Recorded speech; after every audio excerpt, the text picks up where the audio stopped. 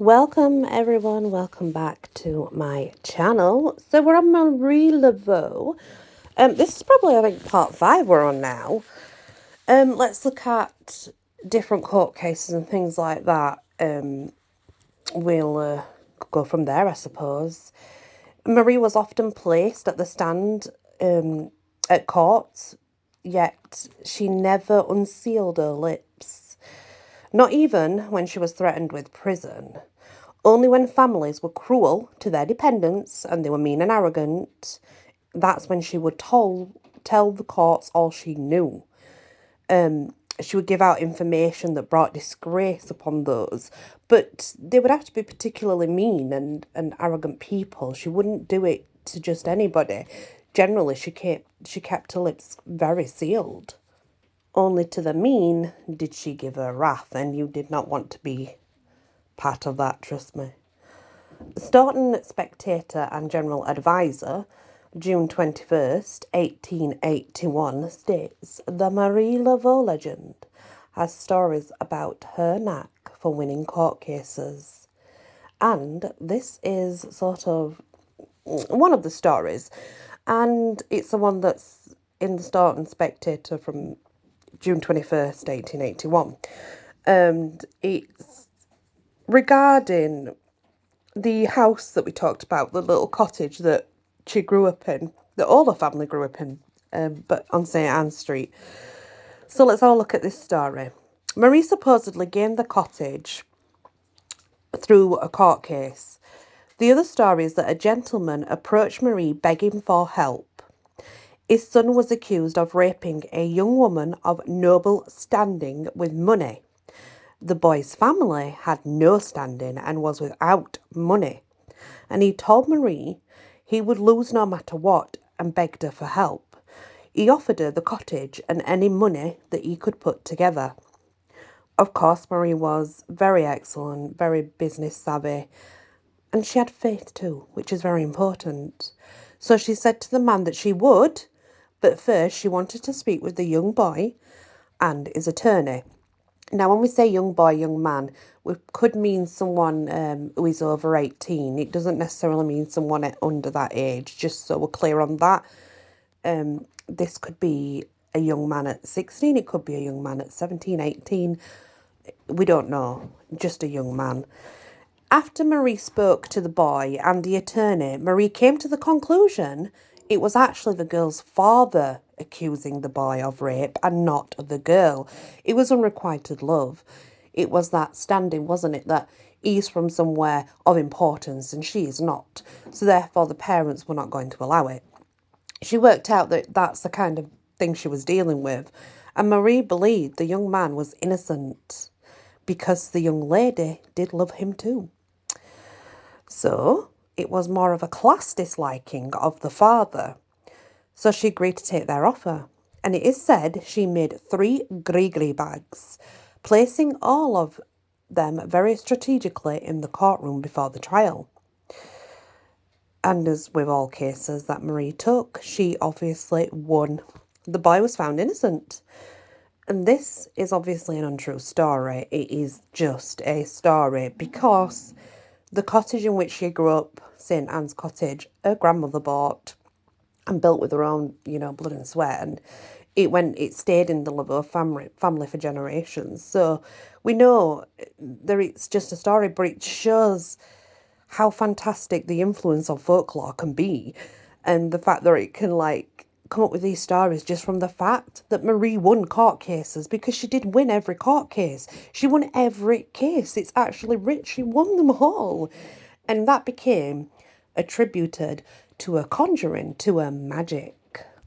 Yet, let's look at it from a different perspective for just a minute.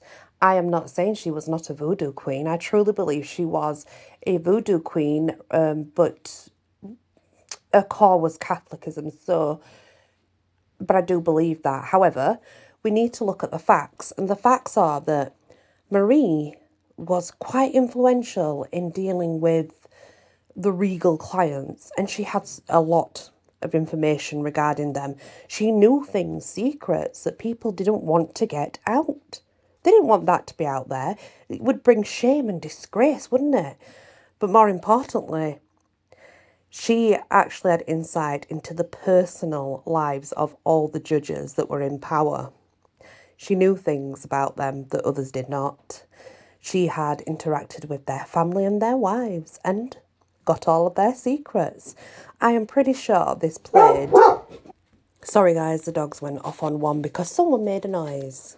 That's all it takes. Anyway, so we have to consider the fact that she knew all their secrets, even the judges. She'd been part of their lives and structured into their family. So, I mean, back in those days, it would definitely be a way of winning cases, I would say. But she was well known as well for visiting those that were condemned to death.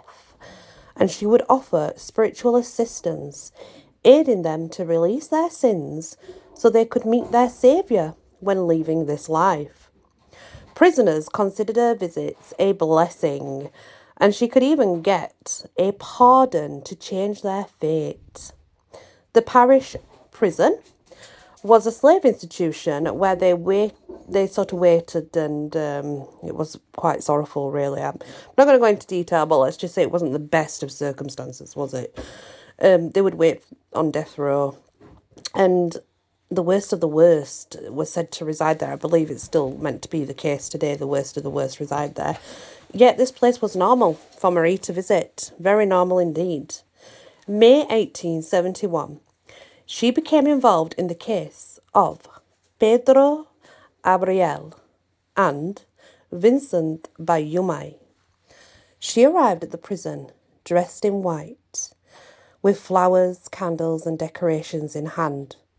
For 3 days, she constructed a powerful altar of penance for the men, decorating them. There was more than one altar, decorating them in traditional New Orleans Voodoo style.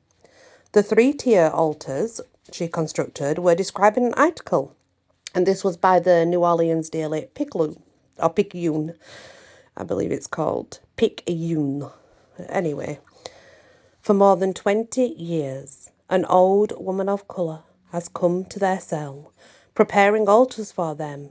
This woman is Marie Laveau, better known as the priestess of the Voodoos. Arriving at the prison yesterday morning, she proceeded at once to prepare an altar for the men. This consisted of a box about 3 feet square. Above that are 3 pyramidal boxes rising to a small apex, upon which is placed a small figure of the Virgin. The entire altar is draped in white, and at each end of the shelving is a vase of green and white artificial flowers. Beside those vase of flowers are a smaller vase of pink and white camellias. In the centre rests a prayer book in Spanish and framed in gold. Leaning against the altar and hung around the cell are pictures of saints. A muslin cloth is embroidered and closed. The aspect of the altar is simply beautiful. The reason this article is of importance that was written is because it's the only article ever giving us an insight into how voodoo altars were constructed. At the time of Marie Laveau, of course, now you can find many, but we're talking about the time is when she did them. That's how they were constructed. They were very much symmetrical. They were parametrical. Honest. Just like beautiful. Absolutely beautiful. I'm sure there'll be some people that still do them like this. I'm sure that there will. But yeah, these were stunning. They're still built this way, even with some minor changes today, but they are still built that way. The Spanish book in the middle was most likely probably a Catholic missal or a spiritualist prayer book, as both religions were very present at the time, so they could have even been intertwined. No one knows what was in that book. They just know that it was Spanish. So yeah, that's what she did regarding court and regarding the justice of others and how she built her altars. I don't like leaving them too long, and sometimes I can do that by accident, so I'll leave this one here. Please hit that like and subscribe because it really helps.